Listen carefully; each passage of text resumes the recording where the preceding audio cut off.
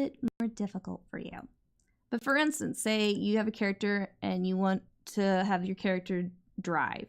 Well, driving is a skill, and your skill score is 7. This means that to do what you want to do, you want to roll 7 and under.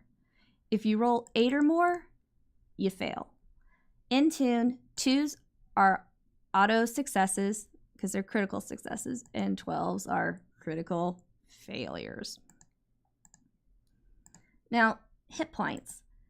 When you make a character in Toon, you have 1d6 plus 6, which means that you have about 7 to 12 hit points. That's not a lot, is it? I wonder what happens when you hit 0 hit points, which you will, and you will a lot. Well, you don't die, obviously. That wouldn't make sense because you're a Toon. Instead, you fall down. And what is falling down? Well, when you do fall down, you take 3 minutes out of the game, which means essentially that your Toon is blacked out seeing stars or whatever, and you have 3 minutes to go over your life choices or, I don't know, whatever you can do in 3 minutes. That's up to you. And sometimes you don't take damage. Sometimes you end up boggled. Like say if a enemy NPC throws a pie at you, well, that can create a status effect. And let's say that pie is your confusion. You are now confused. Just know going on that pies equal boggled or confusion.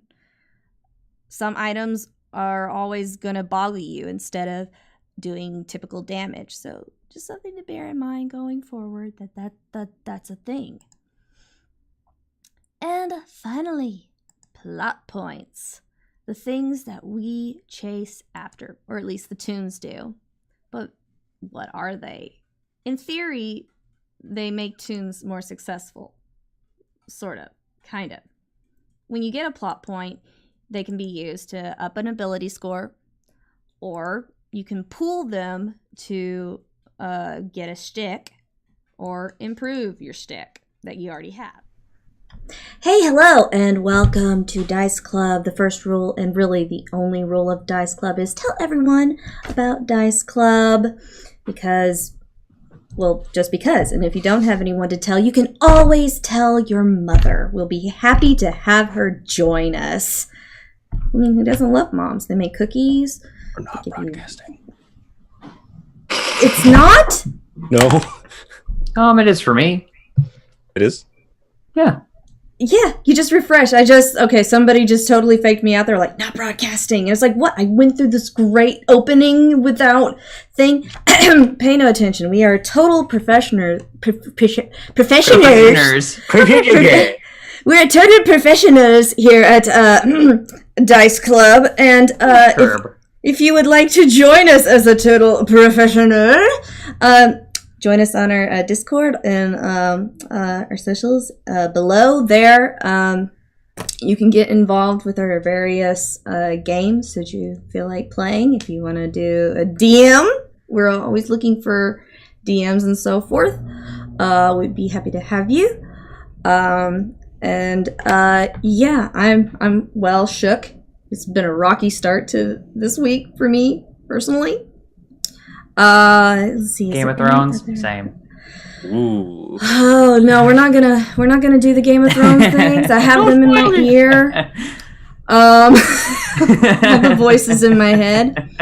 There are a lot of feelings. Maybe that's what's causing the world to be out of sorts. I don't know. Always you can find Dice Club stuff on Redbubble should you feel the need to swathe yourself in the goodness that is Dice Club. But, at the very least, praise the gospel of Dice Club. And we will go to the Toon video.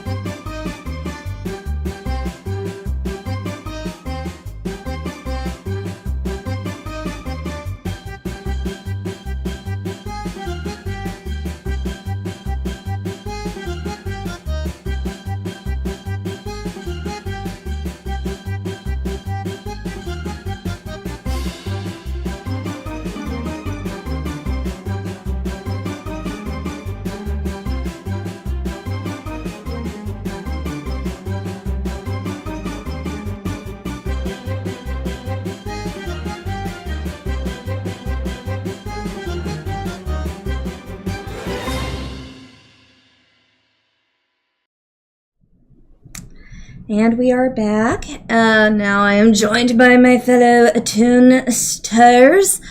Hi guys. How's it going? Good. It is going. It is certainly going. It has to be better. Are we talking clockwise, counterclockwise? That way's up. That way's down. I think. You think? Well, the way that my week's been. Austin, how are things up where you are? Northerly? Things are, I guess, weatherly fine. A lot of rain, but not an extreme amount. Just been busy with my voice work and voice accent stuff in the midst of my school stuff that should be over with. It should be done. Is it fun having a class with Danny Carr? It's fine. It's we're there for 45 minutes and we don't really talk with one another. No, I was just wondering how she is, just to be in a class with. I mean, it's not a very interactive class. We just go and we get our stuff critiqued and then we come on next week. But she's very good at what she does. She's very good. Oh, that's good. And you're playing? I am playing Arnold, the penguin, who is far less nervous than when we started because his patience has run thin. His patience has run thin. And Bruce, how goes it? So is going good. But I got a couple more subs on my Twitch channel, twitch.tv/PaymasterW2AF, where I've been streaming Yakuza 0 lately. It's been dope. And yeah, you can check me out on that channel during weekdays, usually from noon to 4 p.m. PSD, sometime around there, depending on when I wake up. And yeah, I also do some voice acting and rapping. And in this Toon game, I am playing Seamus the Swordfish. He may not be the sharpest fish in the school, but he gets the job done. And our fire hydrant, played by Alex. I'm Alex. I play Mr. Hyde, the somewhat grumpy fire hydrant, but as we're discovering more, he has a little bit of a soft side, maybe enjoys playing with kittens kind of thing. That's a new one. I'm writing that down, making notes. Kittens. I love it. Kittens and plushies. Kittens and plushies. He has that teddy bear yeah, a little fire extinguisher. Yeah, it's so it's magical. He calls it Stingy. Okay. I have to write this down. It's actually a reference to an original comic I wrote, but we'll see if that ever comes up again. Okay. Well, last time when we met, there was the incident of going to see Horgamel, the giant, who the Smorgles would say that he terrorized them. He would say that he's doing science. But yeah, Austin, Arnold got low on blood sugar. So he kind of was a little bit passed out, and you were tied onto Mr. Hyde's back. And every now and then you would sing glow wipes, You were doing that occasionally. Yes. You're a little bit delirious. I was so raring to go before. I was now we're going to interrogate him, and then I just lost it. Yeah, you did. And then your blood sugar, you were just, it was a process, but nonetheless, Red, you're the fox friend. Mm-hmm. Fox friend. That sounds like a kid's show. We're the happy fox friends. Did some negotiating, what you all kind of did with Horgamel, and you got him sort of very interested in this outhouse that was inside the house with some conditioned air. And y'all gave him the address, although this address was not to your residence. It was to the salon where y'all got your hair cut. Boshik was Boshik. Yes. And so he basically went off. Although y'all did set his house on fire, that also was an incentive for him to leave. Why didn't you start with that? Well, I like to start off small. But yeah. House on fire? I don't remember. When y'all were untying him, y'all were very tiny and the knot was rather big, and so y'all decided that you would burn the ropes, which caught onto his clothing, which caught onto his... Our bag of mini MacGuffins. Yeah, his hovel, and him and dog, because he didn't name his dog, ended up walking off into the sunset, and I gave y'all plenty of time in the town to ask him about Marty, or on the walk back, but y'all didn't.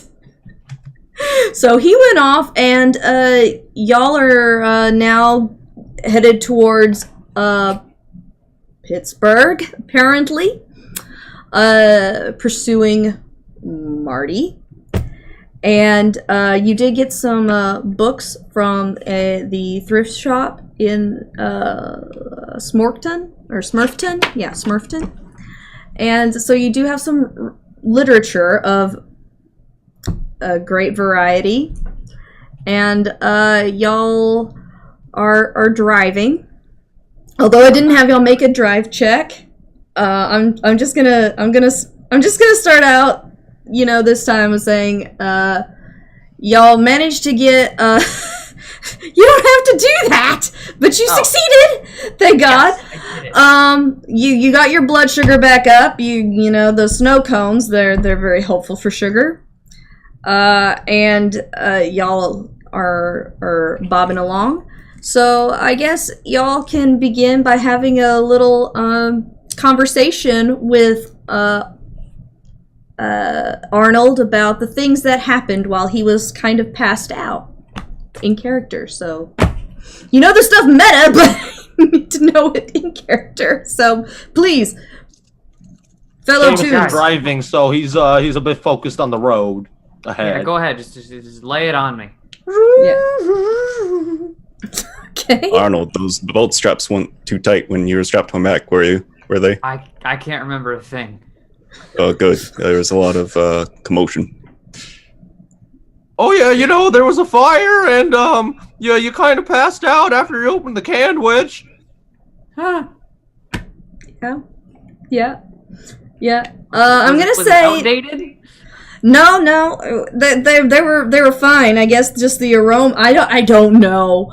I'm gonna say that Red is in the back, somewhere lying down, sleeping, because that's the easiest way to. Because he doesn't work. Deal with it. Yeah, he's a director, as we found out. He's a director. He's kind of just snoring like. Dang, nabbit. Dang, nabbit. That is Red. Yeehaw. Well, hell. Okay, so yeah, how do you feel? There was a fire, yeah. Well, I don't think I'm burned, so we're okay. Yeah. We're okay, no burnt feathers. Hopefully Marty passed through Smurfton while we were up at Horgamels. Horgamels, while we were at Horgamels. Yeah, he did. He actually left Horgamels and went on. Yeah, so we should check in with the Schnorkels. Y'all did. And y'all did, and they Okay. Yeah. Well, he didn't tell me that part. He said he walked away in the sunset. Horgamel did. Marty, the Snorkel said he went to Horgamel's and that he never came back. And the way the story happened, there was a deal for Horgamel to fill you in, but y'all never really inquired any further after the hovel burning and so forth. Mm. So sounds like us. Yeah, a little bit. So The important thing is we got some steamy snorkel romance novels out of it, and they are, let me tell you, If yes. only I could read. You don't know how to read? Not very well. I just realized your names are all reversed around. We'll fix Oh, that. yeah, I'm Seamus now. Oh yeah, Yeah, by you the are. way, by the way, we got a bunch of books in the back now, so we can find the what was it? The one true Oh, bread, or was it the golden bread? But there was some It, bread. it was something about some ancient bread of The all of- bread. Yeah, Teddy was looking for the bread, so I The got all a bunch of- grain. I ended up getting a bunch of books from the pawn shop. I don't know if you Yeah. you guys wanna go through those books right now, see if you can find some info on the bread. You know, the bread. Just look for bread on the index. Hey, let me bring up Teddy's sheet. I'll be Teddy today. Okay, I don't mind you kind of passively running Teddy I was Toaster. kidding, but I'll do it. Just he is very interested in the bread of the ancients. I mean, it's old. Whole grain and gluten free. No, I just You meant know, I don't. Did it ever exist? Is it just something big toasters tell little toasters at bed toaster time? You know, Toasting time. yeah. as big as That's three It's a penguin. toasters. My grandmother, the toaster oven. Yeah, of course. I mean, you yourself are Mr. Hyde are interested in the fountain of youth. Mm-hmm. Let's see. And what is your main goal, Seamus? If I remember, Let's see. something to do with Olga the Orca, I'm sure. Yeah. Maybe. Let's see. I'll pull up the sheet. Go to notes. Get some alone time with Olga the Orca and pull off a heist in the Mojave Desert. Okay. All right. Mojave Desert's in Pittsburgh, right? Yeah, on the way or something. It's just a bar. It's a bar. I believe. They only serve dry drinks. They serve sand. Right. Okay.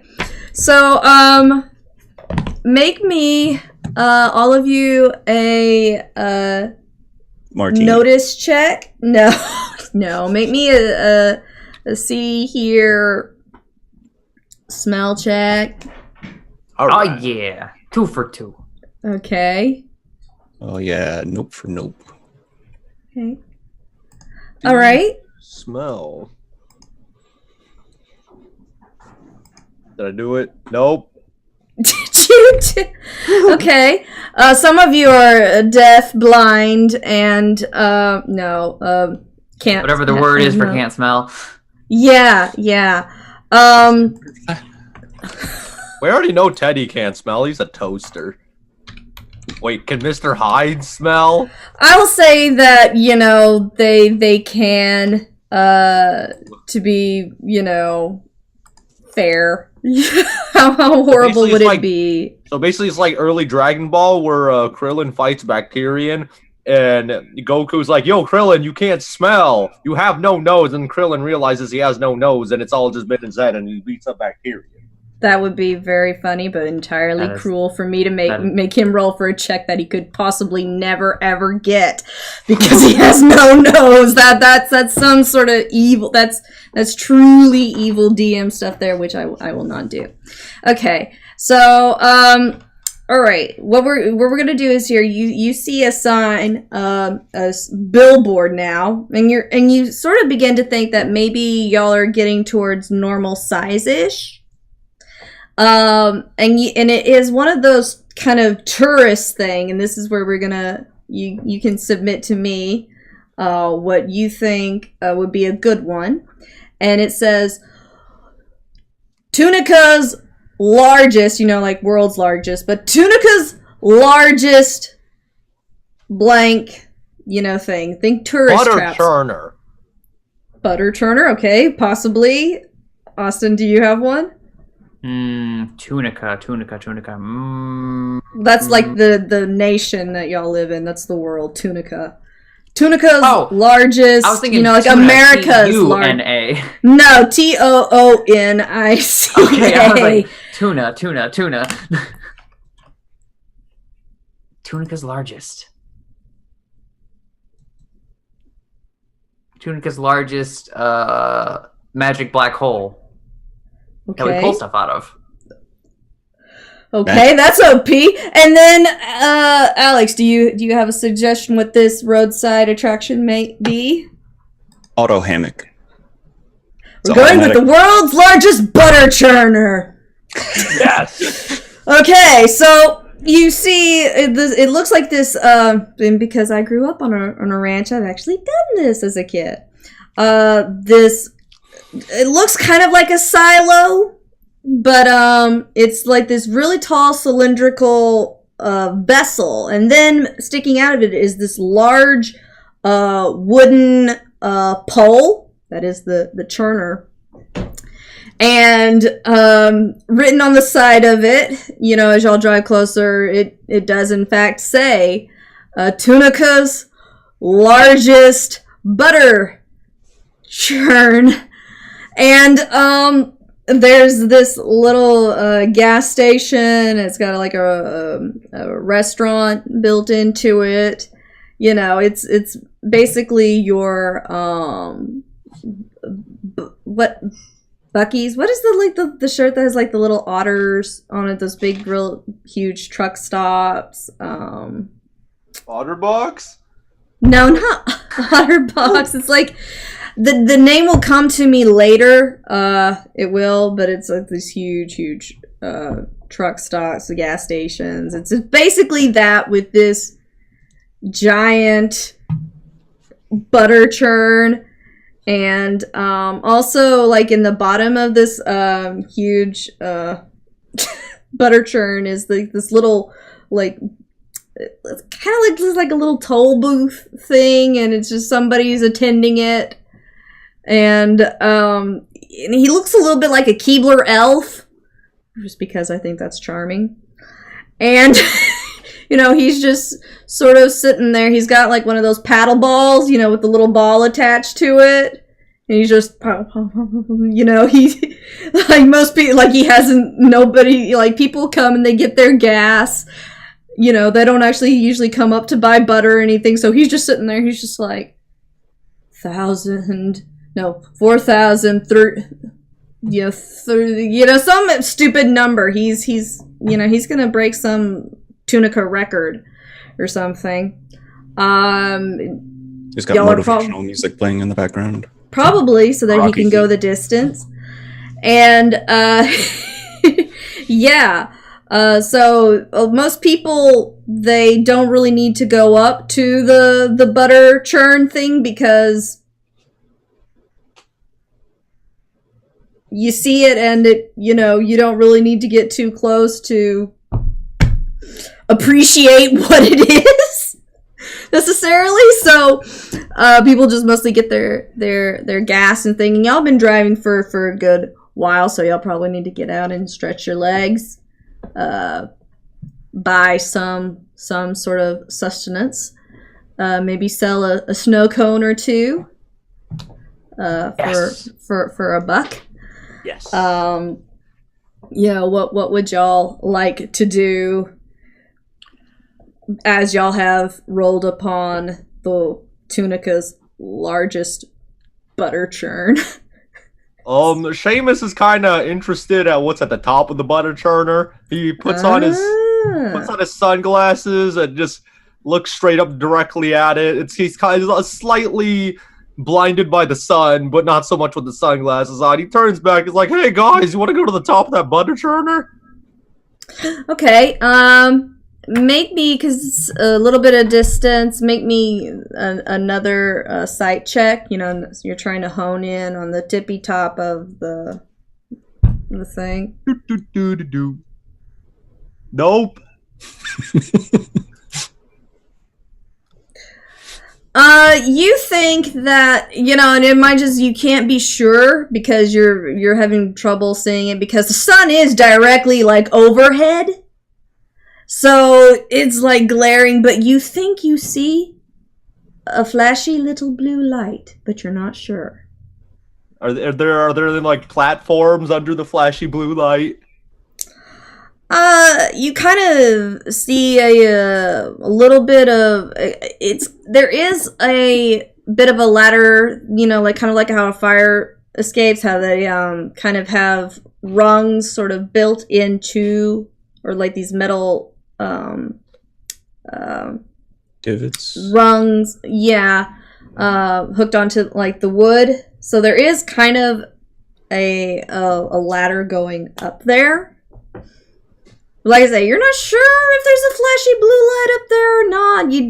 The sun is really glaring. It might be, brain damage done to you by staring at the sun. Like, your lenses aren't really polarized. They're just like kind of UV, but they're not polarized. Oh, they're tinted. They're tinted. They're tinted, yeah. All right. Do you say anything, or what are you doing, Mr. Hyde? I am looking around for people to listen to my silo buff pun. Okay, all right. But there's no one. Well, there are people inside. It's like it's a pretty big truck stop kind of thing off the highway. So if you go inside, there are some individuals inside. I mean, y'all have just pulled in, and Seamus gets out and looks up. I guess I'll get out with Seamus and use any excuse to find people to listen to my stupid pun. Yes. Okay. And Austin, what is Arnold going to do? He would like to go inside the truck stop and try and bribe the workers for information about a potential duck. Okay. All right. You can certainly do that. All right. So you two want to go inside. Seamus, what is your intent? I want to see what it looks like from the top, and I want to see what's happening. Of course you do. Yeah, I want to see. Seamus wants to see what it's like to look down upon the surrounding area from the top, so he can scope out the area and see if he can spot Pittsburgh. And also, he just wants to know what the butter churning is like. So he wants to see everything at once instead of just stopping at every floor in the tower. Okay. Active butter churn? Or is it just like... It is. It seems... I mean, you kind of hear some kind of creaking, and you assume that's coming from the butter churn. You're not sure how it's doing what it's doing, but yeah, it is active. It must be powered by nonsense. How did you know? Seamus is a genius. Yeah. Okay. So you make your way now, Seamus. It is quite a distance to, like, say, the rim of the building. So to get up there, you're gonna either have to, like, fling yourself, or ask the guy who knows the little ping pong paddle ball. You kind of had him at fling. I figured. Can't you just turn into a hawk or something? He could. Maybe. He could. All right, Seamus picks up Mr. Hyde. It's like, okay, Mr. Hyde, it's time to go to the top. But Mr. Hyde wanted to just go do a pun. What? No. He kind of just winds up and is like, whee! Hey, Surely there's a better idea than this. Okay. Ooh. A butter idea. God, that's so great. Okay, so you did. Oh God. Okay, so right on 9. So are you just flinging Mr. Hyde, or are you trying to fling hiding yourself? I'm flinging Mr. Hyde first. So I fling Mr. Hyde like up over. Do you resist? Do you dodge? Do you let him do this? I feel like I do not have time to react to this nonsense. Okay. All right. Okay. So. Seamus quickly proceeds to throw himself up too. Okay. Make another throw check. Doink. Okay. So you fling Mr. Hyde, and Mr. Hyde, he lands on there, but not quite as precisely as you throw yourself. You know, because it's like yeah, and you're just like, because you're like, I'm nearly gonna fall off this thing. I mean, you're just on the edge. You're just on the edge, and because you're just a hair's breadth of being flung over a little too far. So you both are up there, and then all of a sudden you see a door kind of pop open up there, and you see one kind of crotchety looking Keebler elf looking guy. I mean, I'll get back to you right as soon as I deal with Austin now. What is it you want to do, Austin? You wanted to ask... I want to go and ask for information about Marty. Okay, so are you going inside the truck stop, or... I'll ask the guy with the paddle ball first. He all of a sudden, once they flung themselves up there, he was like, someone's up there, and he rushes away from the window. Your best guess is he's going up there now. Oh, okay. Back to the truck stop. Yeah. Okay. So you walk in, and there's a family. There are a couple of families in there. It's you get the feeling that it's sort of summer, so the kids are out of school. People are going on road vacationing. Trips. Yeah, they're on road trips, seeing this great nation of Tunica. And there are some various, because it's a pretty big store. So there are several employees. Some are stocking, some are just behind the counter. There's about, I'll say like about 3 employees. I'll ask the one at the counter. You want to ask the one at the counter? Okay. The one at the counter is, let me see what she is. Where's my deal? Okay. Okay. This NPC is, I'm not making this stuff up. I'm totally making this stuff up. A 23. Okay. You walk up and you kind of, it's kind of a weird thing going on, because it's like Predator, kind of. Like, there's gum and stuff, but there's kind of like this silhouette here. And then all of a sudden, it turns neon green and says, hello! It's a chameleon. Oh. She had just sort of blended in with the stock that is sort of behind her. And she's like, hello, what can I help you with today? Hi there. I had a question. I hope I can answer it.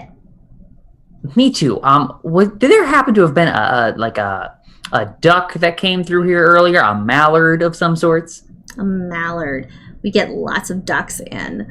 Let's see. And she kind of chews her gum, because, there's tons of gum around her, so you get the feeling that she kind of sticks of gum out of packages, and she's like, let's see. You said a mallard. Yeah, he's a bit of a gumshoe mallard, if that helps you. A gumshoe mallard. He's a detective. Oh, that's what you meant. I thought maybe like he worked for Juicy Fruit or something. No, it's mallard. Well, I mean, there have been like lots of ducks to come. I mean, it's pretty busy. I mean, there's a family right over there. Of course, they look more geese-ish instead of duckish? What's the difference? I can never tell. A lot of it's in the neck. Is it? Anyway. Oh yeah, I guess they do have longer necks. Never thought it. Right there. Well, I am totally okay. I went to the company. What was it called?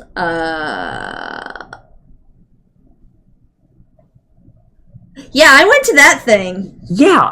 But yeah, I don't know if you have to see a detective duck A detective pass through.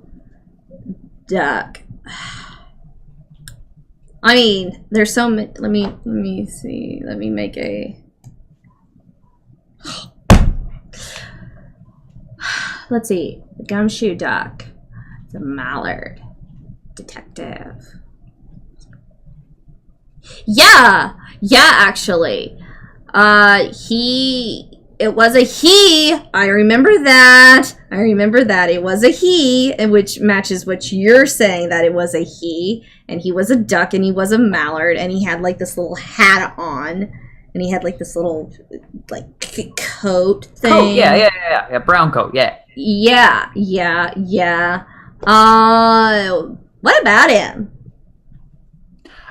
We're just sort of looking for him, and we're just wondering if, like, because he's sort of been missing, and we're just Is he a trying to find him. fugitive? I don't think he's done anything illegal. Oh, that would have been cool. Let's see. He didn't really say anything about like where he was going. He was very. He just. Let's see. Let me see if I can remember what he bought. He bought some chips, yogurt, which I thought was odd. I don't know why. And what was that last thing? I'm gonna roll again for this stuff. This is that kind of show, people. It was a 22. A baseball. Baseball. Yeah. Some chips, yogurt, and a baseball. What's the name of the baseball team in Pittsburgh? I have a baseball team.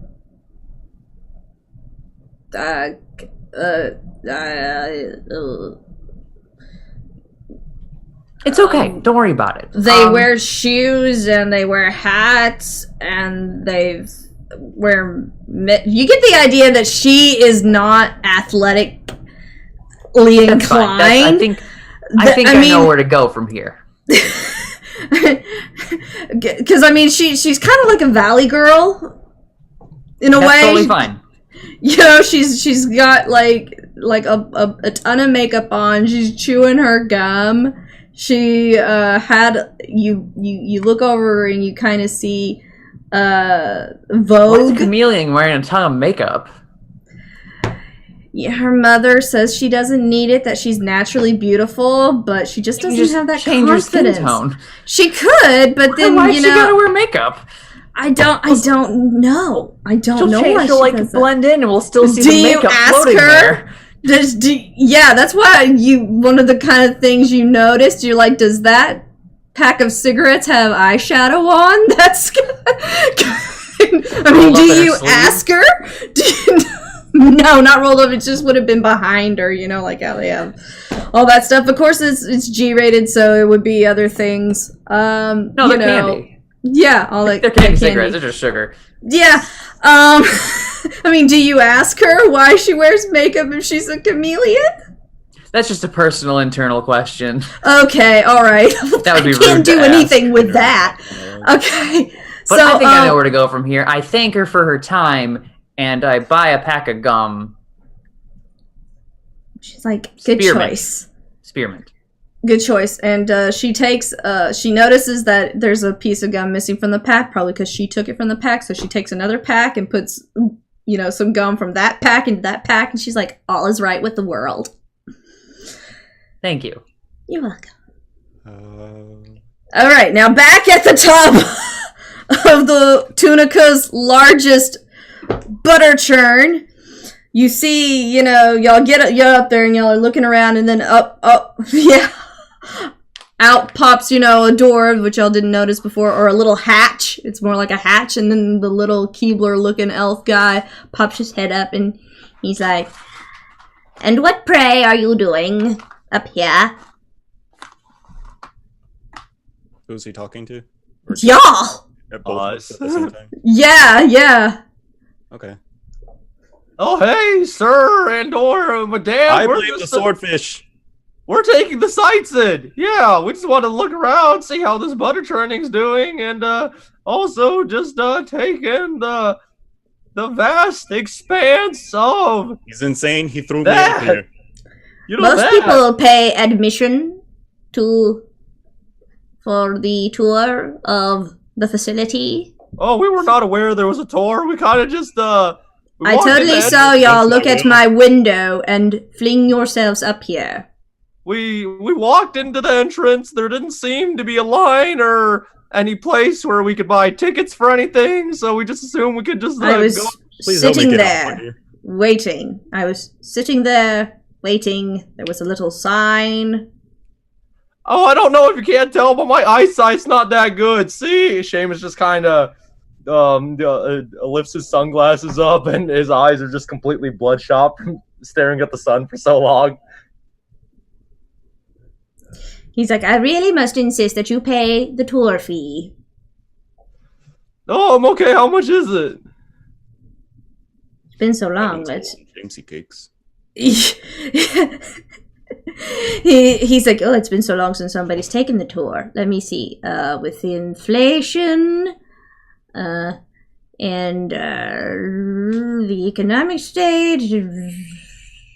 He gets out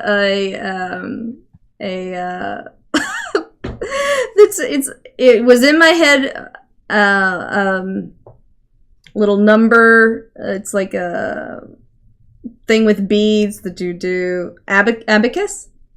Yeah. Yeah. Oh, He gets out his, and he's like, "That would be 17.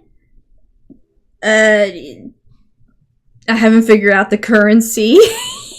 I really should do that for this world." He's like, "That would be 17.25 each." So 1725 what?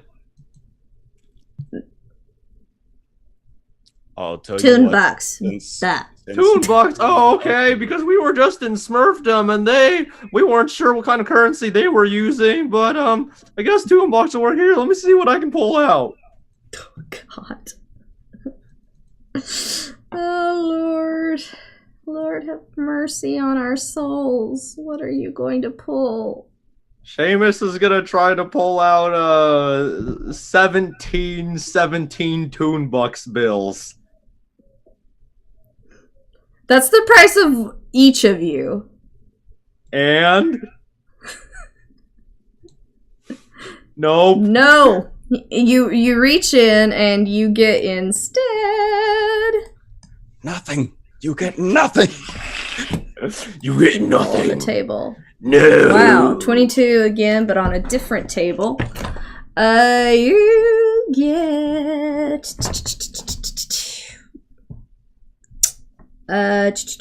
22.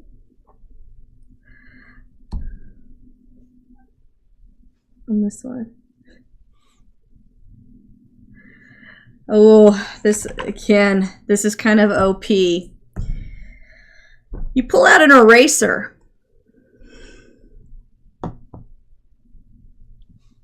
Okay.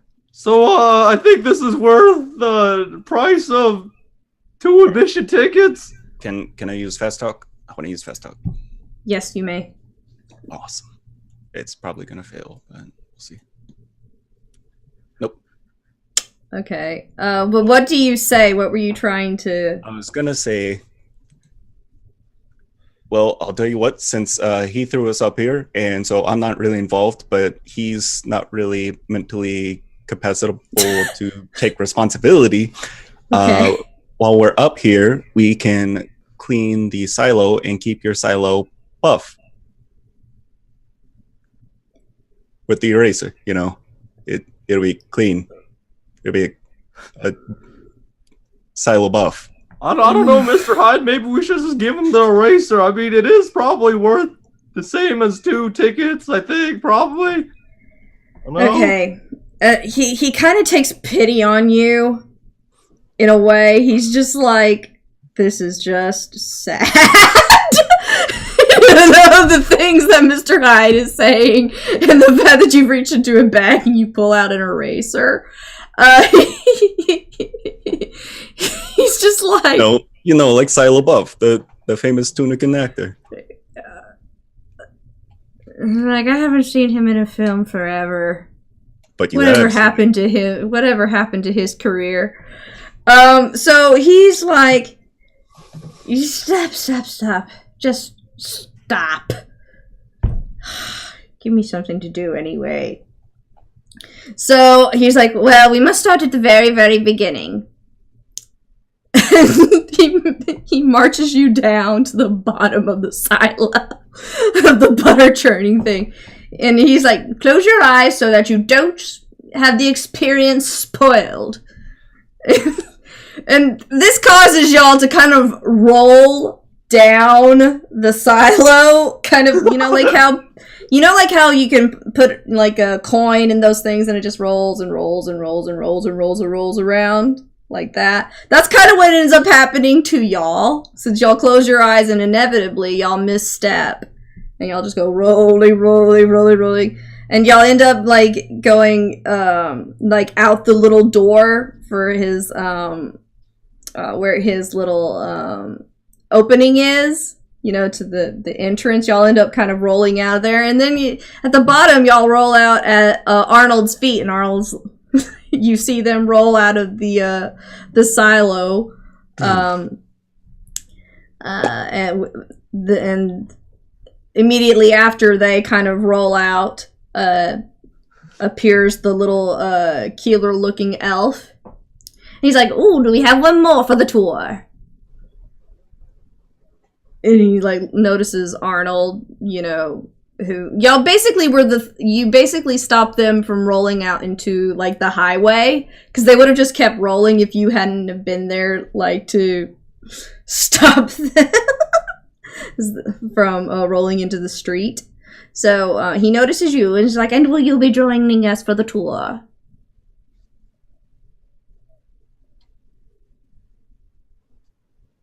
Arnold? Oh, sorry. I thought you were talking to him. I apologize. Give me a short recap. Okay, so basically they were at the top, and and they were just saying all these nonsense things, and he was gonna pay, and then he pulls out this eraser, and basically this Keebler elf, he doesn't have anything to do anyway, so he's kind of like, it's so sad. I'll just let them have the tour. But he's like, but we must start from the very beginning, because he wants to do the tour properly. So, and he told them to shut their eyes, because they basically would have to pass everything that he's going to do on the tour. So he's like, so shut your eyes so you don't ruin it naturally. They misstep. So they end up rolling. Start from the start. Yeah. Oh, I thought he pushed us down. No, y'all just inevitably of your own clumsiness. We just tripped. Yeah, I mean, we didn't have any good footing. You're not sure. Maybe he did push you. Yeah, I thought this was semi-malevolent. Yeah. He's just like... So, you stop them from rolling in the street, because they come rolling out, you know, and you kind of are there, and... Okay. And so the little Keebler guy follows them. He's like, and will you be joining us for the tour as well? I guess we're going on a tour, yeah. Indeed. As you can see by the huge lettering, you know, affixed to the building, this is Tunica's largest butter churn. Most people get it that it is what it is, but for those really excited about butter, few people ever wonder, how does this work? It is very mechanicalized. It has been that way for the past 75 years. Is your butter pasteurized? Of course. Only the finest cream is imported and funneled in. Actually, we have a sort of piping, much like for water, with a nearby dairy, and the cream is funneled via this system of pipes. My family has been churning butter. Well, we don't do it anymore. We mechanicalized so that we could just sit on our asses and... Don't you mean sit on the cows? No, we was never... actually sitting on a donkey. You know, it's like a pack mule, except it's got all its chromosomes. Yes, exactly. Yeah, so it has been that way forever. But come, I will show you our grand mechanization of this butter churn. How tasty is this butter on a scale from 1 to 10? Oh, do you want salted or unsalted? Exactly. Do you want sweetened? Well, I'm just saying the base butter, like the base butter without any stuff added to it, isn't good. How dare sweeten butter? It is most tasty. Ooh. Can we taste the butter? At the end of the tour, Okay. provide a tiny sampling, and there, of course, are jars and so forth for sale, as it is, usually people just buy it from inside the gas station, but we do have some for sale within at the end of the tour. So, as we begin, he leads you inside, and it's kind of a bit like how you would imagine a big clock to kind of be, with cogs turning this way and that way, things pulling. He's like, this is, of course, the ground floor. Y'all missed that because you shut your eyes like good boys and humored me. Here, of course, is merely not really even the guts of the mechanization. This is just... it's interesting to look at. Sometimes I actually hear the workings, because there is like sort of this rhythm from all the churning, but it's more than what. Yeah, but it kind of makes sort of this weird little song, like ding ding ding ding. Yeah. He's like, really, one day I should. Yeah. It's like, I'm thinking about maybe one day making a little theme song, just using the sort of the sound that the building makes, from the machinery as, the tune. I have a question. Mm? Have you given any other tours today? Today, no. Yesterday? No. Oh. I don't think Marty was here. He could have been here, but he just didn't bother to take the tour. Guys! He just didn't No, as a good detective, he would definitely. Butter! So, he's like... all in all, it is, he goes through, the various process from, like, their earliest, problems that they had when they first tried to, mechanicalize their process. She's like, we used to keep the cows in here, but just with them and the machines, we just decided to move them out. It used to, when you came here, it used to smell horrible. Great butter, but smelled horrible because we had the cows on it. That's why the building is so huge, you see. What? Yeah. It's like, but we just, the more we mechanicalized it and all that, we didn't really need them to be here. We could just get milk from elsewhere, and it smelled better, which made the attraction a lot more popular. He then, as y'all, work your way to the top, and at the end of it, he's like, and that is why our butter is most superior to all other butters in the world. I mean, that Nabisco family, don't let them tell you otherwise. Just like, because, you get the sense that there are these other sort of looking elves, and he's like, they live in a tree. Okay, they live in a tree, and their products are just so much inferior. We've moved on. We embrace, the century that we're living in. We're other aspects of breakfast. They decided to just go into cookies. They strayed from the path and moved into a tree, and they're all hippy dippy. I do like the cereal though. Their cookie cereal is very good. But you know what would make that cookie cereal even better? Butter cookies. Butter. Right. And now for the sampling. And he comes back with like this little tray. He's like, and here is our unsalted, salted, and the sweet cream butter. All three are delightful. Well, isn't there anything I can put it on? There's some toast. Ooh. I don't like toast. Don't let Teddy hear you say that. Well, Teddy's not here. I don't like toast. It scratches my mouth.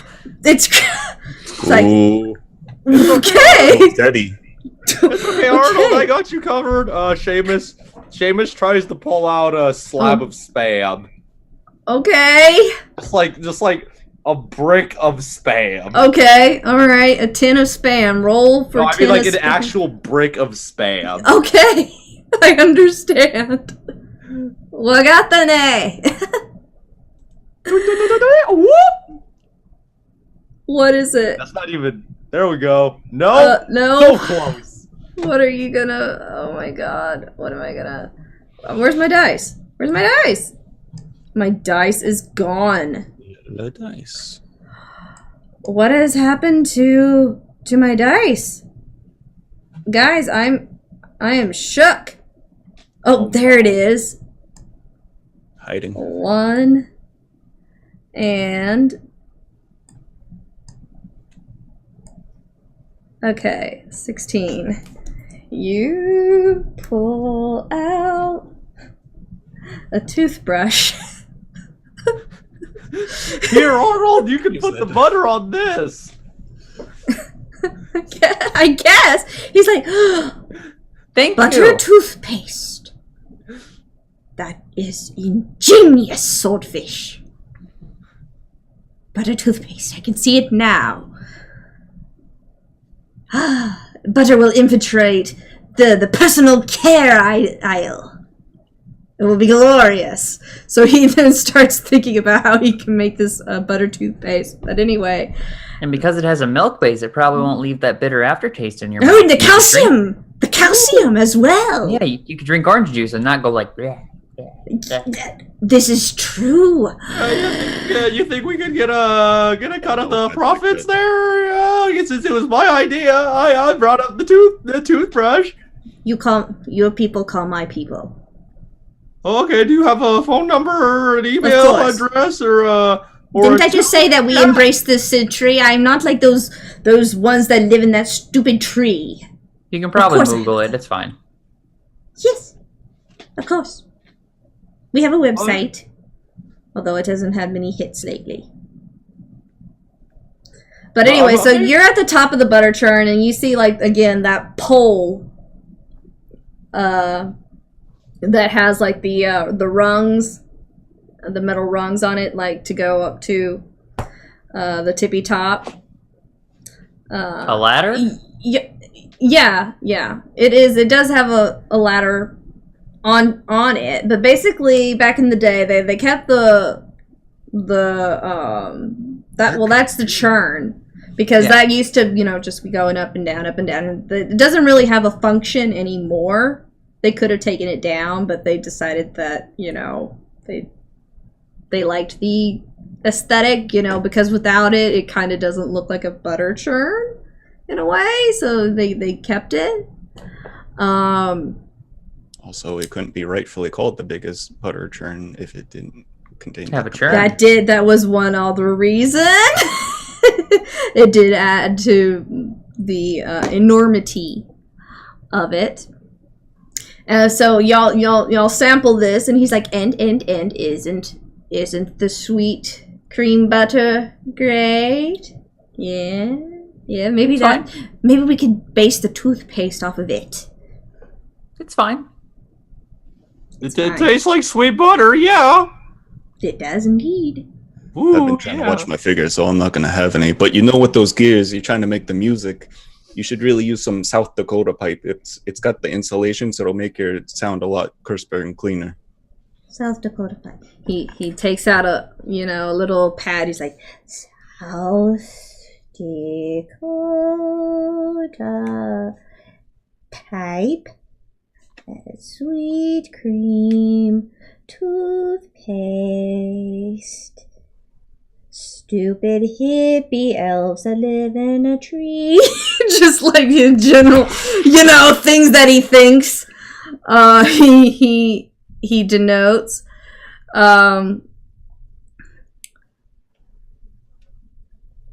But yeah, and he's like, you're really not going to try some? I mean, after you did walk up all those stairs, I doubt the little sampling will add inches to your waistline.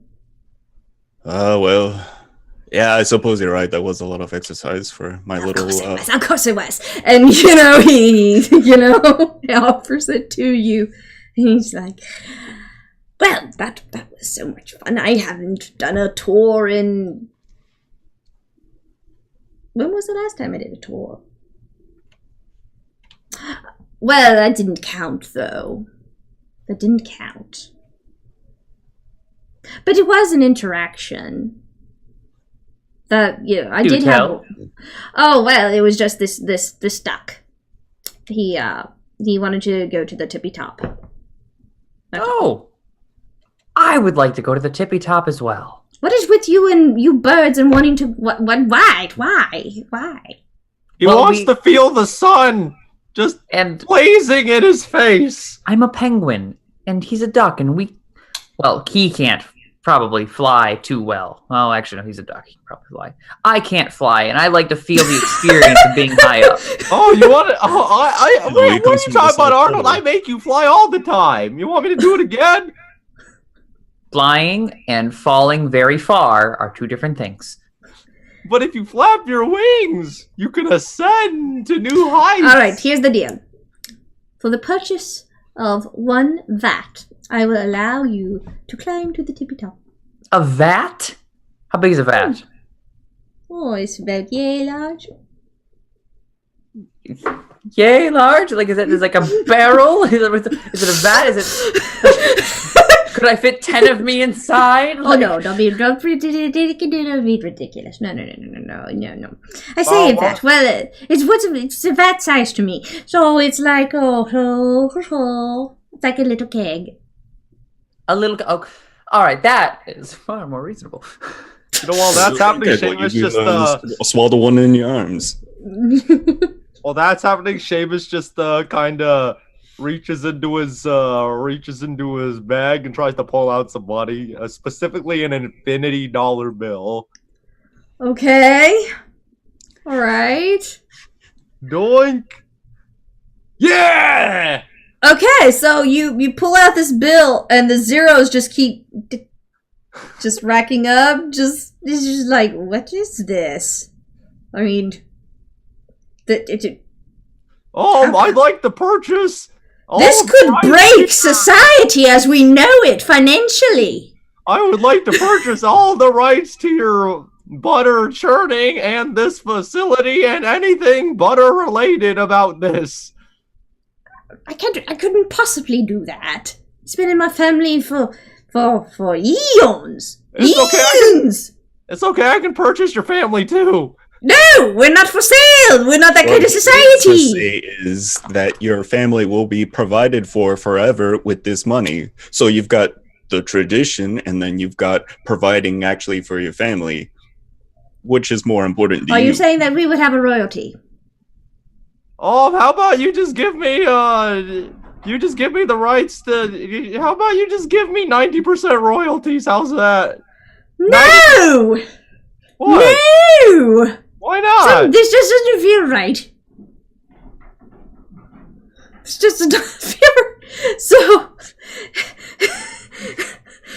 Give an inch, take a mile, my Christ! You want to buy these people? You want to own these people? Just what? How about you just give us 50% royalties and we become the sponsors / mascots of your butter churning company? I'll have my people call your people. We'll work out the details about the percentages or so forth, but I think if we're going to be partners here. Oh, God. As the young kids say, are you pulling my chain? No, but if you want this bill, then you're gonna have to compromise. Or I can buy the small vat. I buy the small vat. I'd like to buy the small vat and then go to the tippy top. Okay, so for this butter, it's quite a lot of butter, but he only asked for about $10. Ah, nice. Okay, Because it's wholesale. This bill then. I guess. I'll note that in your inventory, an infinity bill. That's what we're gonna call it. That Seamus is. I did it. Infinity bill. Okay, and so it's just about $10, and I'll say that because I'm gonna give y'all just a little bit of downtime here. That you can sell some snow cones. There are a lot of families going back and forth, and that you can make some income. Roll me. Let's just quickly figure out how much that is. Roll me. What is your best check? Throw. Not you. I'm talking about Arnold here. Your best check. My bests are swim, dodge, and identify dangerous thing. Okay. Whatever that skill point is, roll under that. Okay, So I'm they're guessing nines. that's a nines. Okay, roll me under 9. Oh my. Nope. Okay. So you haven't made snow cones in a while, so you're a bit rusty. You get some flavors wrong. You're like, why is that labeled that? Some of the labels are wrong. So it takes you a bit longer, but you make about $15, at the end of it. It was like just degrees of successes, and depending on where you fell in the spectrum between 1 and 12, 12 was gonna be like, you owe them money. So you made about $15. It's hard. It was hard going, but you did. So you have 5 for yourself, 10 for the vat. I know. Seamus attempts to assist him with some fast talking. Oh God, no! Please don't. He's made the money. He did it. Oh, that was off the board. Hey, Okay. kid, you want to buy some very tasty snow cones? They come in penguin flavor, butter flavor, toast shavings, and burnt crust. I will say that because maybe due to like the mixture of the checks is why it turned out the way that it did. But you buy the vat, and so y'all may now proceed to the tippy top of the churning stick. Wait! Did we get anything for fast talking some children? Yeah, I'll say. Since from this, I'll say $5 more. Yeah, $20. Yeah, so y'all have a $10 profit here. Okay. So, y'all made the money. Now y'all may proceed to the tippy top of the butter churning stick, if that is your intent. Sure. Do each Go of to the you? top once again. Yeah. Okay. Well, now that I'm up here without Seamus throwing me, it feels kind of like Titanic. I was waiting for someone to do that. I figured that someone would pick Arnold up and he'd be like, "I'm king of the world," or something. I don't know. All right. It's fine. More of a right-hand man. Okay. All right. So, y'all climbed, and it's a little bit of a climb. You get kind of hungry on the climb up. It takes a while. And you kind of get to the top, and it's weird because it's like this disc in a way, but it's got like this hole in the center, kind of like a CD or a CD-ROM. Okay. So, you get up there, standing, you look around. There's not a railing or anything, so it's kind of perilous, but you get up there and you do see a little device with, there are actually two lights. There is one light. You get the impression that that light was put up here because, of airplanes and stuff. Because it's so tall, they didn't want, planes flying into it or whatever. So that there's that light, but then there's this little device. And it has a little blue light flashing on it. Is it locked down at all, or is it just sitting there? It's just, it does have some asphyxiation to the building because whoever put it there didn't want it just to get a blustery wind to come and just it to go off. So, but you Also, could get it off. asphyxiation is not the right word. Affixed. It is affixed. There we go. Asphyxiation. I have asphyxiated this point. I've asphyxiated it. Yikes. Yeah, no, it is affixed to the surface. It's kind of got a little sort of grippy, sticky pad. Grippy sticky, yes. Yeah, that has stuck it to the surface, but it could be got off. You get the impression that it's not something meant to be there for forever or anything like that. Okay. Are there any buttons on it? All of you make me a well, firstly, make me a perceived danger check. I'm good at that. I You've been can waiting for perceive this. all of the danger. Yes. Wait, smarts, hide, spot. Okay. Identify. So- identify so- dangerous object. Yeah, identify dangerous object. 7 out of 2. I don't know why it's set that way. That's weird. Yeah, it's a 7 plus 2. What was your target? It's 2. I don't know why it has a dice around it. That's Yeah, the Odd. modifiers sometimes messes with stuff. And regardless, I pulled it off. That's weird. you did. So Arnold's like, "Wait, it could be lethal." And you listen to it. You pull out your little stethoscope, to thing. You're like, "Yeah, it's not dangerous at all." Good. If there's a button, I push it.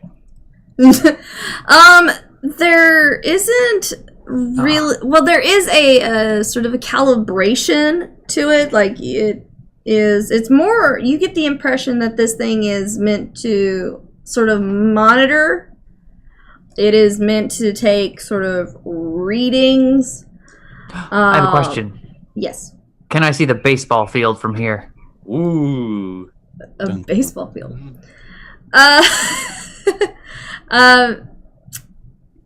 Make a check. You know? Yeah.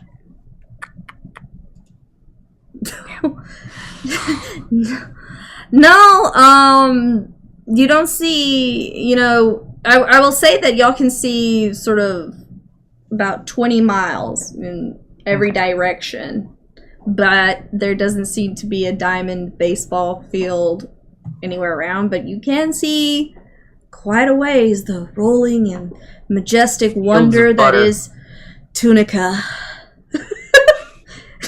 He's like, if only if that was so. Well, he said at the bottom, but Fields of butter, which is a pun on my last name. Yeah. Can we see our house from here?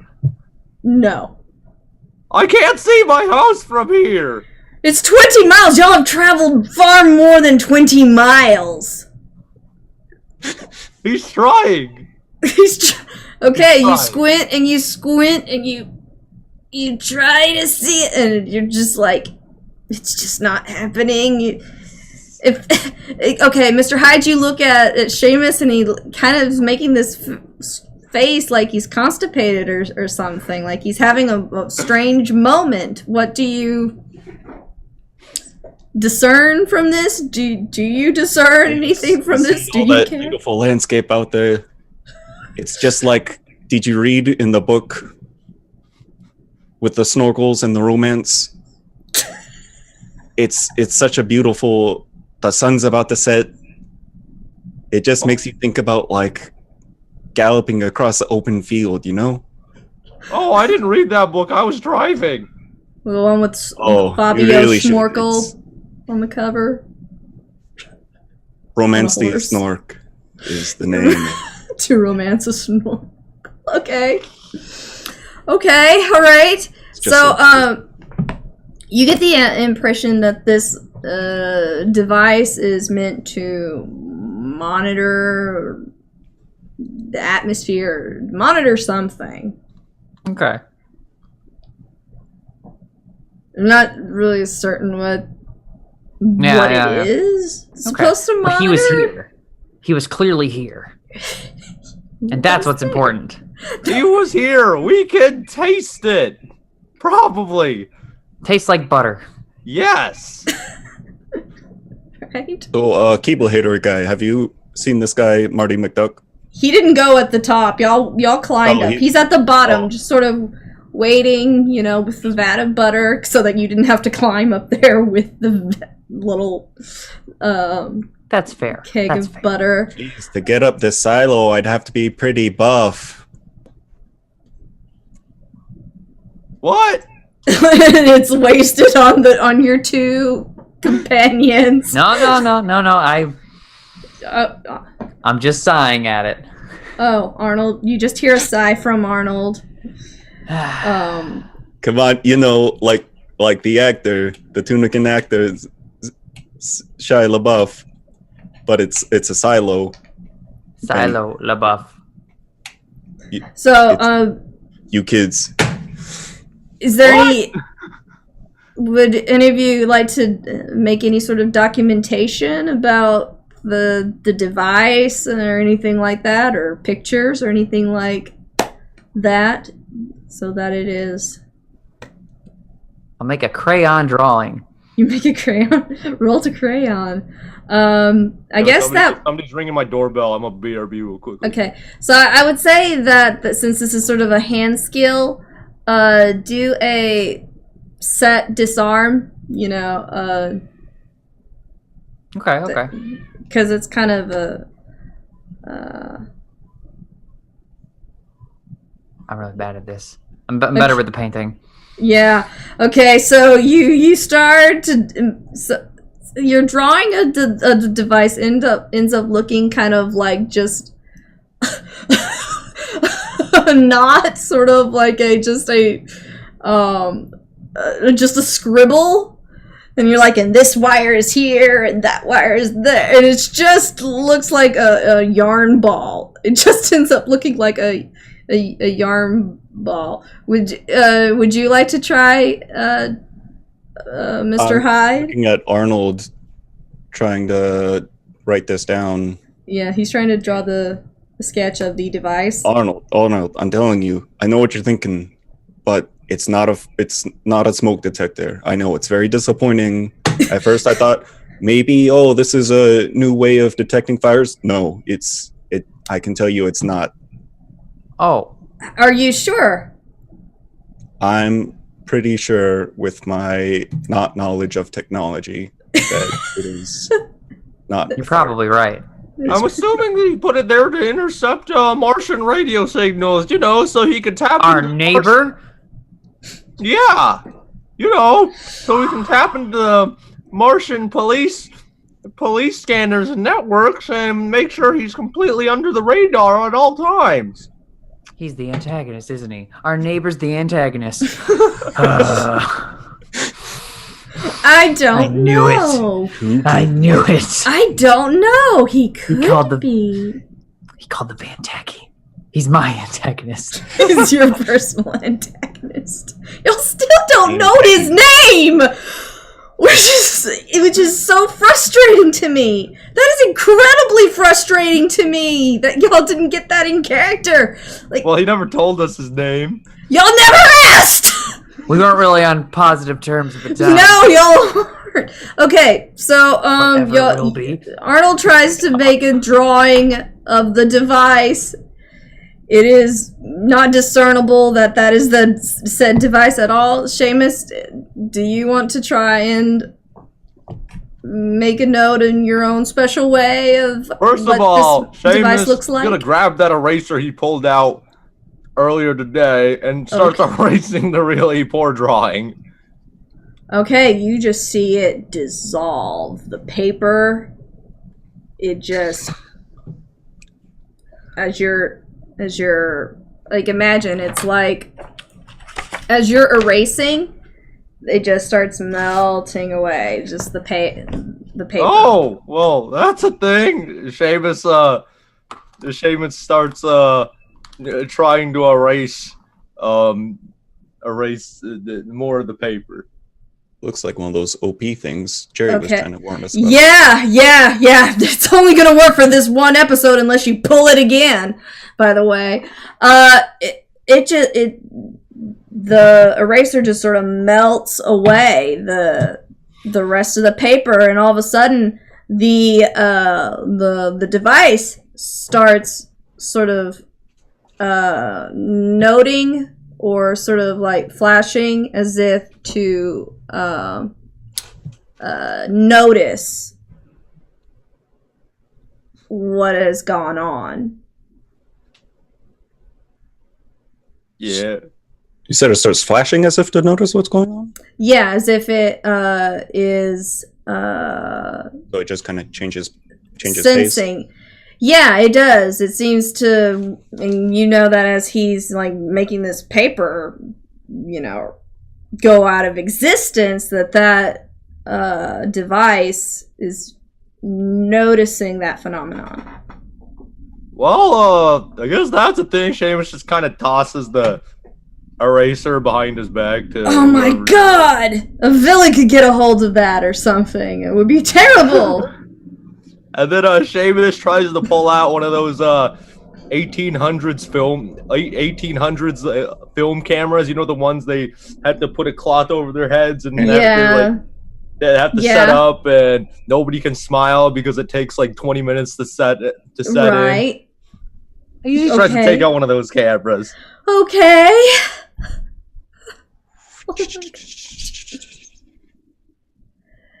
Nope. No, you almost critical failed, my friend. You almost critically failed that. You pull out... Oh, this is so not helpful. You pull out a horse. So, this little pad up here, that y'all were doing good to fit upon, because it's like just this tiny little disc at the top of this thing. There's now a horse.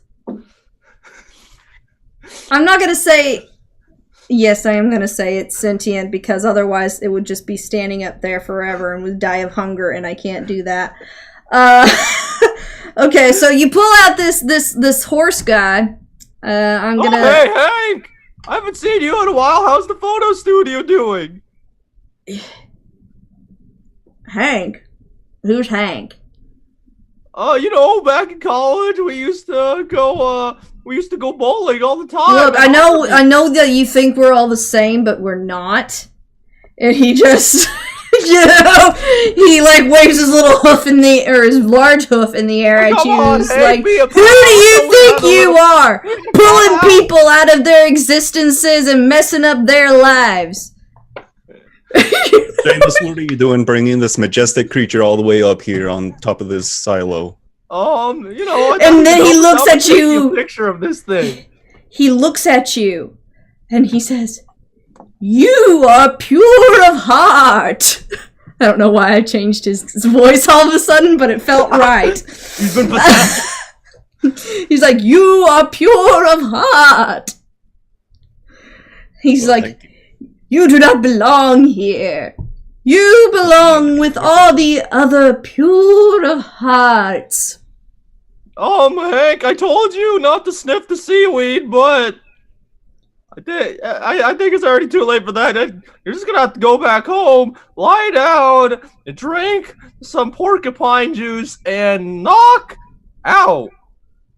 That's the only thing I can say for you right now. The seaweed is hitting you too hard. Hold on 1 second.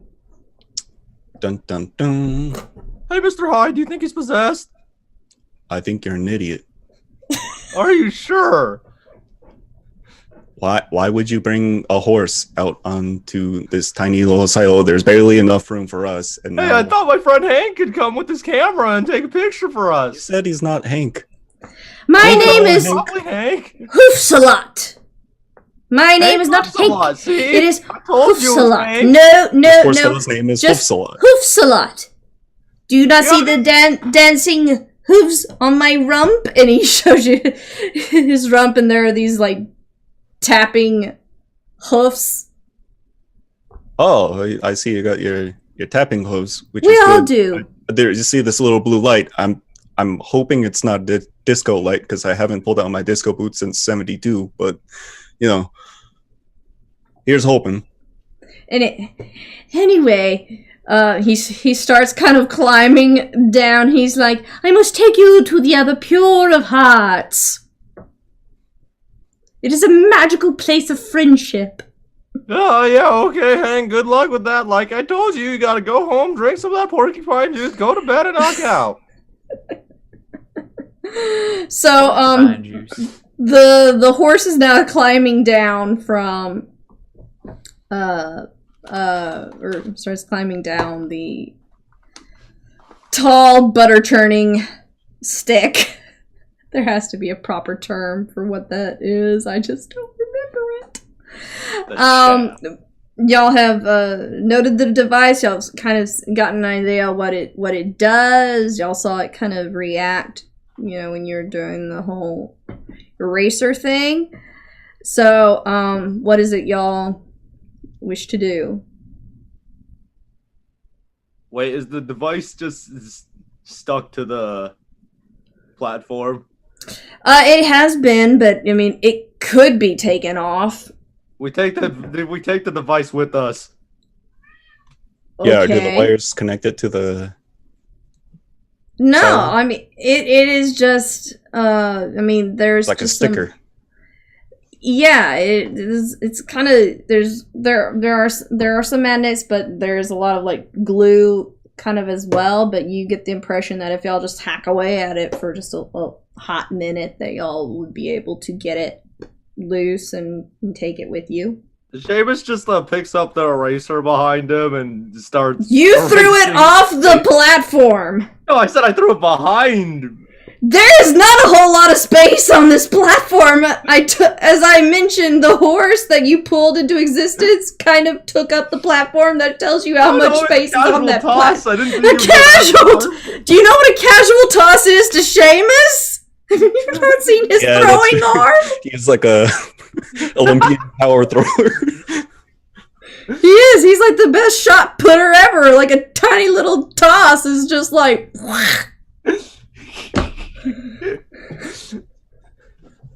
Okay, and then Seamus just tries to pick it up. Okay, make a strength. Pick up heavy thing. Nope. You just like you're kind of surprised. You're kind of Oh, this surprised. thing's stuck pretty tight on. Yeah. Seamus, what are you doing? Pull We this trying to get off. a poor light. You three of you roll collectively. Collectively. Yeah, collectively, each of you make the pick up heavy thing. Doink. Oh man. Oh, I will contribute next to nothing. okay, so today was an arm day, apparently. Or it's turning Gonna into get- that. Silo buff. Right. Okay. So, y'all, okay. Your bill doesn't budge.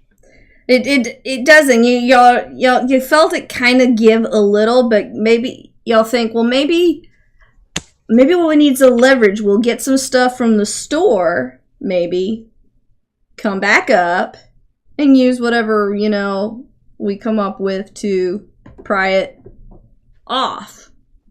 Wait a Because, minute, why are we so entranced with this light?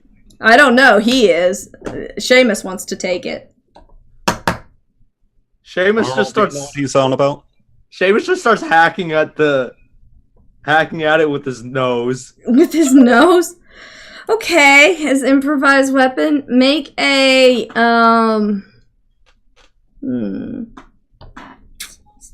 Since you're going about it that way,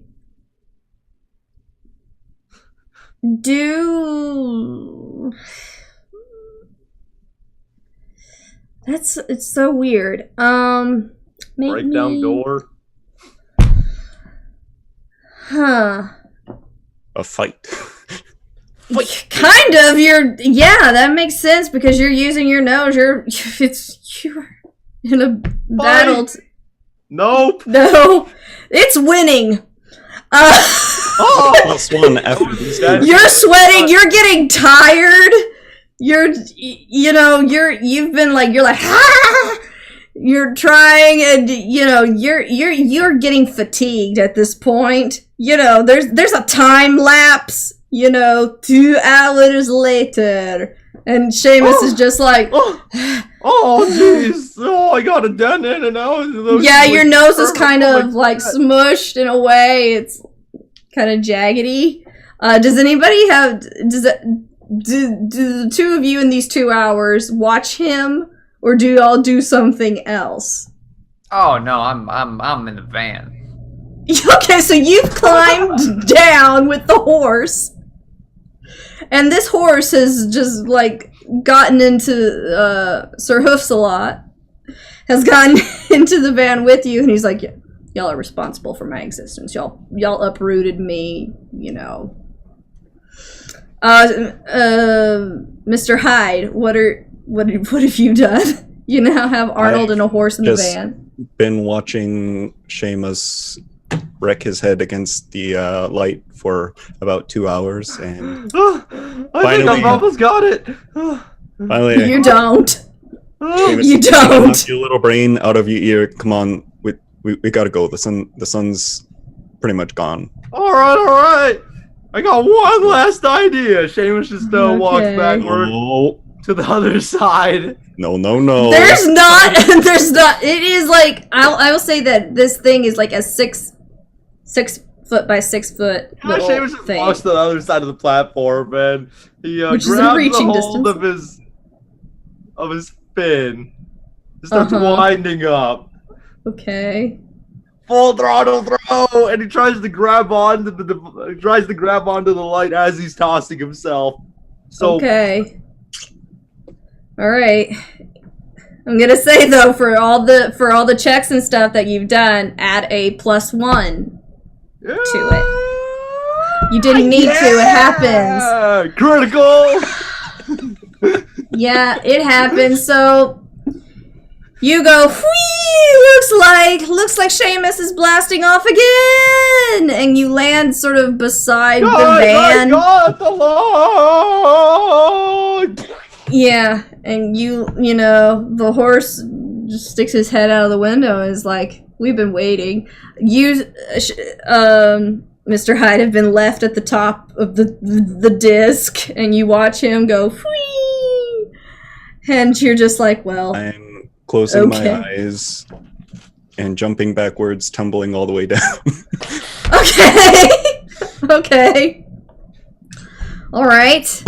He All right. gets up and shakes his head like, oh, jeez. Yeah. Oh, what are we doing? I just imagine you never even blink on the way down. Every little tink tonk, you just. Yeah. I blame Seamus. It's Seamus's fault. Okay. What are you doing with this thing? I don't know. What do you do with it? You're the one who wanted it. No, Seamus just tosses it in the back of the van with all the books. Okay, it hits the horse. You just toss it in and it hits the horse in the head. You're just like, whatever. He's like, ow! Okay. Hank, how you doing?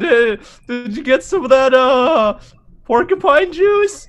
My name is not Hank. It is Hoofsalot. Yeah, you keep telling yourself that, Hank. I know, you're coming down from the seaweed, but... Hoofsalot will remember He's hankering to kick your butt. No. The keg of butter from the Keebler heating. Yeah. Okay, you find out once you get to the bottom. This barrel comes out and just sort of lands on you as well. I figured I was just gonna walk out with it if not. Oh yeah. At the entrance. Yeah. So you get to the van. You have the butter and no bread apparently, since no one's a fan of bread. Don't let Teddy find that out. Oh, we're not ready for it. You ready for this? Banana. Don't. Okay. Right. So, do y'all continue driving on, or To Pittsburgh. To Marty. To Pittsburgh. okay? Martinis. Okay. Do, do, do, do, So do, between do, do, do, do. last adventure and this one, y'all haven't taken a rest yet. So, depending on, because I mean, y'all don't have to take really long rests because y'all are Toons. But, there is some fatigue. You did climb, some of you, and up and down, things several times. I've had like a 2-hour break. That is true. Yeah, that is true. You okay, so Seamus needs to rest. I will say that Seamus definitely needs to rest. I can drive. It's good. Okay, Sleeping all right. and driving, kids. Make sure you do this at home. It's very efficient. And now, No, since do last not- time, I'm Yeah. safety checking and making sure everyone has their seatbelts on. Okay. All right, because, seatbelts are good to have. So, does everyone put on their seatbelt? Yeah. I mean, I don't know. The back is kind of cramped. well, whose fault is that? You're the one who pulled a horse into existence and then put a lot of books in the back and stuff. Hey, could you scoot over lean a bit on Teddy?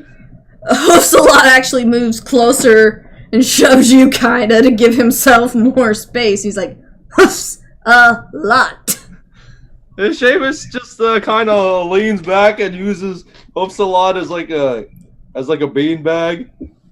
He then pushes back against you. So what happens is your fins, your tail fins, and his hooves are kind of like, y'all are like pushing like for the space. Seamus has superior. Does he? Because he's tired. Does he? Because he's fatigued. He's tired. So Yes. Okay.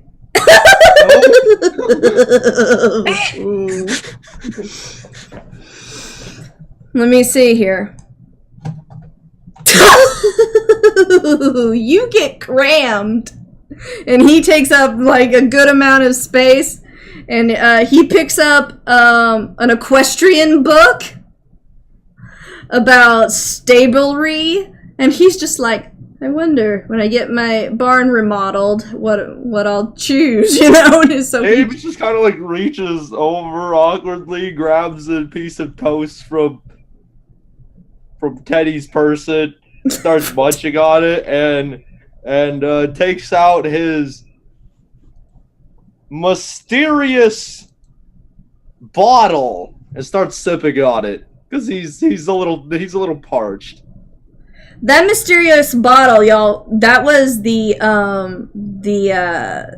hair stuff. You don't have that anymore. That all got Oh, I thought that was left a different behind. mysterious bottle. I forget. No, the only other bottle was the dehydrated water, which went in the gift Part of the basket. gift basket, yeah.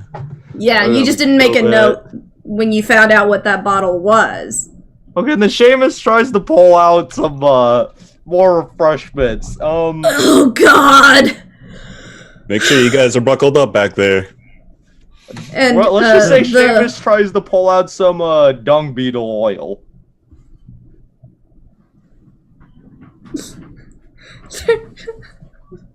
Come on. No. Nope. You get How about no?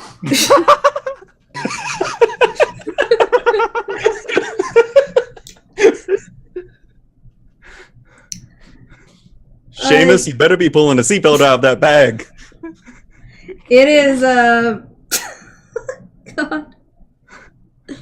Oh, that's weird how that isn't it. Okay. You pull out a vacuum cleaner. Seamus just starts vacuuming up all the horse sheddings.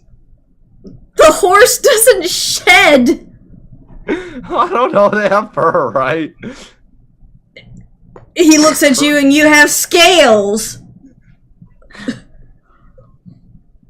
He's like, you are a terrible, terrible host.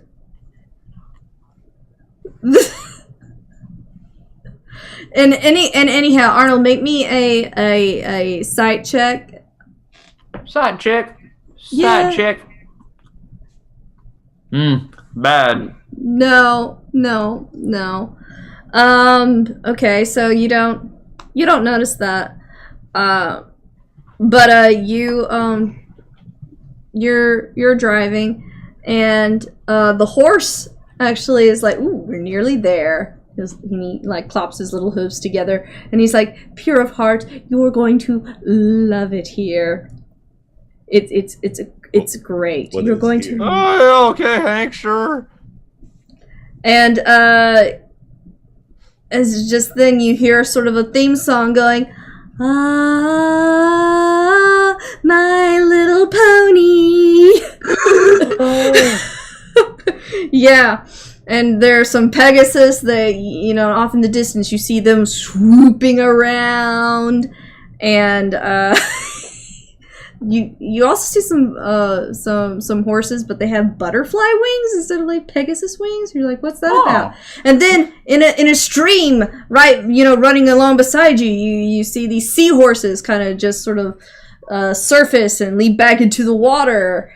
And yeah, he's like, isn't it majestic? Trying to look out the window like, oh, cool, horses.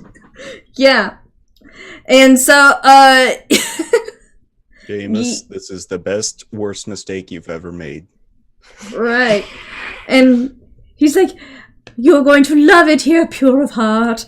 And that is, I think, where we're going to leave it. Y'all have kind of entered a pony universe or community or something akin to that. Our sponsor, we only had one sponsor this week, and it is a doozy. It's Annie's Anvils, making quality anvils since the beginning of Toondom. You know, their quality, their sturdiness, their reliability is unmatched, and they are our sponsors of Toon this week. So I think that the three of you collaboratively, since I'll throw both of you into this this little commercial for Annie's Anvils. Take it away, guys. Hey, have you ever thought that your child's piano was too noisy? Well, so have I. Now you can purchase Annie's Anvils. Just replace your piano with this anvil, and your child won't be waking you up in the middle of the night anymore. Annie's Anvils. Just look at it. Now, be aware, be cautious of any forgeries you may come across in the market, because anybody could be trying to scapegoat you out of some money. Trust me, I work with Seamus. I know a lot about dense objects, and these anvils are quality. They do the job.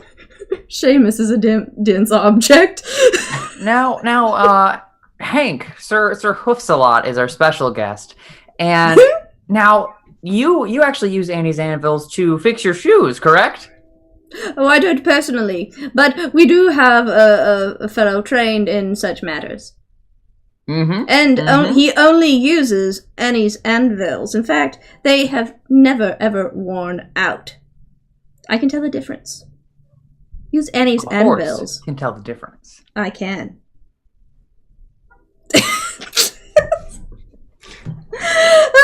Okay. Annie's Anvils! Because your piano could not be any noisier. Don't settle for any less. I think that's a good tagline for Annie's Anvils. Yeah, I don't have anything. Don't settle for any less. That's great. So, right, that was episode 6, where they went to a tourist trap thing, bought some butter, found a strange device, threw themselves off of tall places, pulled horses into existence. This is not an accurate depiction of me. You got shuffled around for some reason. Yeah, that happened. I don't know why that happened. It's all good.